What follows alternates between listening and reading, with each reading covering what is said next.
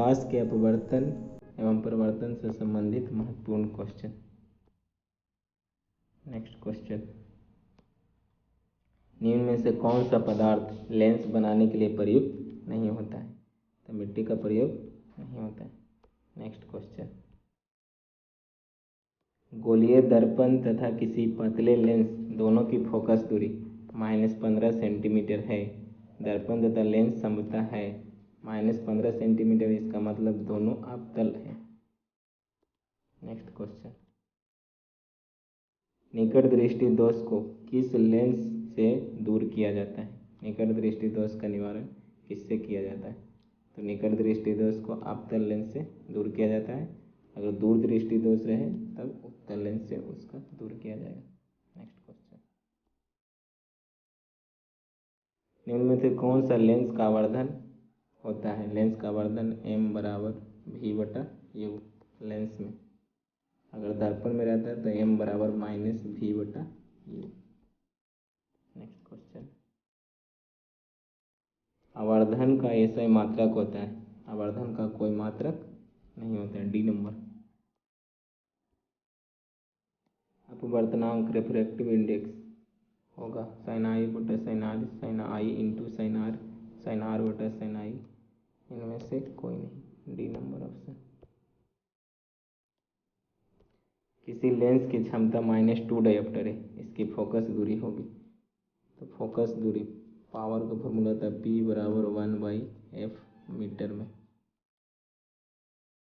तो पावर की जगह -2 डायोप्टर 1/f मीटर में। f यहाँ से निकालेंगे, f = 1/2, इसका मतलब 0.5 मीटर में। D number option. Next question, निम्न में से किस लेंस की फोकस दूरी धनात्मक होती है? उत्तल लेंस की फोकस दूरी धनात्मक होती है, पॉजिटिव, और अवतल लेंस की फोकस दूरी नेगेटिव होती है। नेक्स्ट क्वेश्चन, किस लेंस का उपयोग कर दीर्घ दृष्टि दोष को संशोधित किया जाता है? दीर्घ दृष्टि दोष को दूर करने में किस लेंस का उपयोग किया जाता है? ऑप्शन अवतल लेंस, कभी अवतल लेंस, कभी उत्तल लेंस, उत्तल लेंस, बेलनाकार लेंस। दीर्घ दृष्टि दोष को दूर करने में उत्तल लेंस का उपयोग किया जाता है। अवतल लेंस का उपयोग निकट दृष्टि दोष को दूर करने में किया जाता है। और बेलनाकार लेंस का उपयोग किया जाता है आबिंदुकता को दूर करने के लिए।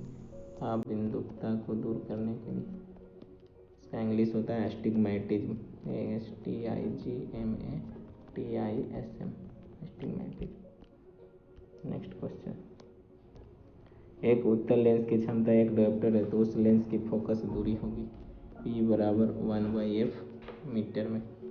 एक डायोप्टर बराबर होता है 1 डायोप्टर = 1 मीटर इनवर्स। इसका मतलब 1 डायोप्टर 1 मीटर, इसका मतलब 100 सेंटीमीटर। नेक्स्ट क्वेश्चन, पानी में डूबे एक उत्तल लेंस की फोकस दूरी हवा में इसकी फोकस दूरी की अपेक्षा अधिक होती है, कम होती है, अपवर्तित होती है? क्या होती है? कम होती है। नेक्स्ट क्वेश्चन, कौन सा लेंस अपसारी लेंस कहलाता है? अवतल लेंस को अपसारी लेंस कहते हैं, उत्तल लेंस को अभिसारी लेंस बोलते हैं, क्योंकि उत्तल लेंस की सारी लाइट एक जगह फोकसित करती है। नेक्स्ट क्वेश्चन, शब्दकोश के छोटे अक्षरों को पढ़ने के लिए किस लेंस का उपयोग करना पसंद करेंगे? छोटा को बड़ा दिखना है तब तो उत्तल लेंस का उपयोग करना होगा। और उत्तल लेंस में कौन सा लेंस?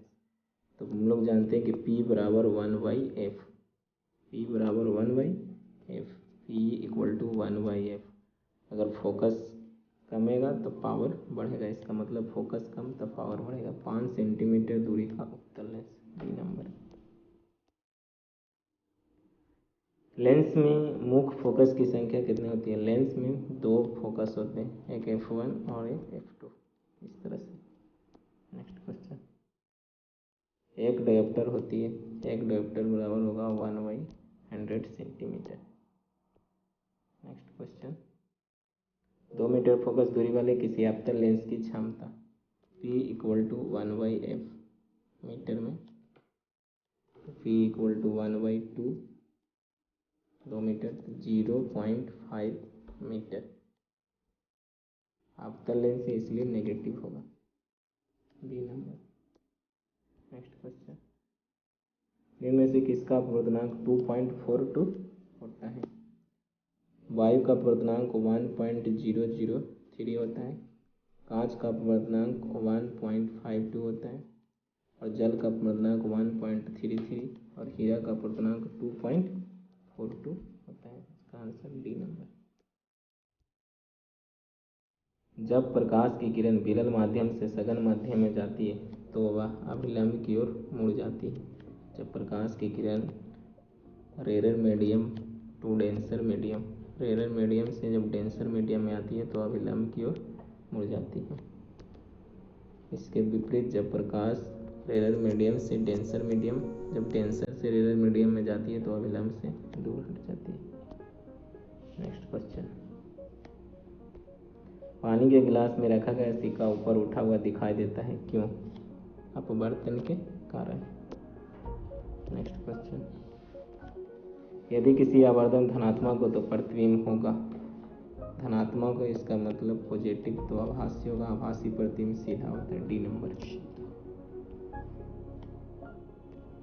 निर्वात में प्रकाश का वेग 3 × 10⁸ मीटर पर सेकंड है। यदि कांच का अपवर्तनांक 1.5 हो तो कांच में प्रकाश का वेग निकालना है तो n बराबर c/v। n अपवर्तनांक को डिनोट करेगा, कांच का 1.5 = c दिया गया लाइट की चाल 3 × 10⁸ मीटर पर सेकंड v, 2 मरते में कट जाएगा, इसका मतलब 2 × 10⁸ मीटर पर सेकंड कांच में। नेक्स्ट क्वेश्चन, किसी माध्यम में प्रकाश का वेग वायु में प्रकाश का वेग से कम है तो इस माध्यम का अपवर्तनांक होगा 1 से अधिक। नेक्स्ट क्वेश्चन, प्रकाश तरंगें कैसी होती है? विद्युत चुंबकीय तरंगें होती हैं। नेक्स्ट क्वेश्चन, लाल प्रकाश में हरा पत्ता कैसा दिखाई देता है? लाल प्रकाश में हरा पत्ता कैसा दिखाई देता है? तब काला, डी नंबर। दृश्य प्रकाश की तरंगदैर्घ्य होती है, दृश्य प्रकाश की तरंगदैर्घ्य 4 × 10⁻7 से 8 × 10⁻7 मीटर, बी नंबर होगा। 400 नैनोमीटर से 700 नैनोमीटर होता है। वी जोड़ VIBGYOR, बी का 400 नैनोमीटर, इसका 700 नैनोमीटर, जो यहाँ पर 700 नैनोमीटर नहीं जगह उसके जगह पर 800 दिया गया है, तो लगभग 800 के करीब होता है। एंगस्ट्रम में यही देखा जाए तो 4000 एंगस्ट्रम से 8000 एंगस्ट्रम के बीच होगा, और 1 एंगस्ट्रम बराबर 10⁻⁻10 मीटर, और 1 नैनोमीटर बराबर 10⁻⁻9 मीटर। नेक्स्ट क्वेश्चन, गोलीय दर्पण के मध्य बिंदु को क्या कहते हैं? गोलीय दर्पण के मध्य बिंदु को ध्रुव कहते हैं, है ना। नेक्स्ट क्वेश्चन, उत्तल दर्पण में प्रतिबिंब कैसा होता है? उत्तल दर्पण में हमेशा आभासी, सीधा एवं छोटा बनता है। यूज ऑफ कॉनकेव लेंस, अवतल लेंस के उपयोग कैमरा के रूप में, टेलीस्कोप के रूप में, बाइनोकुलर्स के रूप में, लेजर्स के रूप में, use in correction of myopia. Myopia means निकट दृष्टि दोष, मायोपिया मीन्स निकट दृष्टि दोष, मायोपिया मीन्स निकट दृष्टि दोष या शॉर्ट साइटेडनेस इसको बोलते हैं, short sightedness, short sightedness, short sightedness.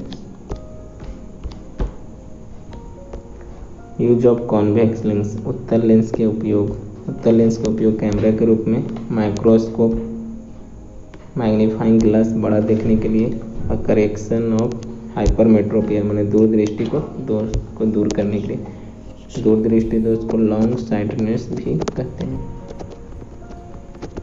Long sightedness. Next question, वायुमंडलीय अपवर्तन से संबंधित कुछ महत्वपूर्ण घटनाएं के बारे में देखें। तारों का अपनी वास्तविक ऊंचाई से अधिक ऊंचाई पर प्रतीत होना वायुमंडलीय अपवर्तन के कारण। तारों का टिमटिमाना वायुमंडलीय अपवर्तन के कारण। सूर्य उदय के पहले और सूर्यास्त के बाद भी सूर्य दिखाई देता है और वायुमंडलीय अपवर्तन के कारण। सूर्योदय से 2 मिनट पहले और सूर्यास्त के 2 मिनट बाद तक सूर्य का दिखाई देना, ये सब वायुमंडलीय अपवर्तन के कारण होते हैं। वायुमंडलीय अपवर्तन के कारण दिन की अवधि 2 मिनट पहले और 2 मिनट बाद, इसका मतलब 4 मिनट बढ़ जाती है। पूर्ण आंतरिक परिवर्तन से संबंधित कुछ उदाहरण दिए गए हैं। टोटल इंटरनल रिफ्लेक्शन, प्रकाशीय तंतु के रूप में हवा का बुलबुला का चमकना पूर्ण आंतरिक परिवर्तन के कारण होता है। मिराज का बनना, मिराज मरुस्थलीय क्षेत्र में बनता है। लूमिंग का बनना पूर्ण आंतरिक परिवर्तन के कारण है, जो कि ध्रुवीय क्षेत्र में बनता है। हीरा का चमकना, स्पार्कलिंग ऑफ डायमंड। अच्छा सुनो, चैनल को सब्सक्राइब करो, उसके बाद घंटी बजा देना ताकि अगली वीडियो आपसे मिस ना हो पाए। Thank you.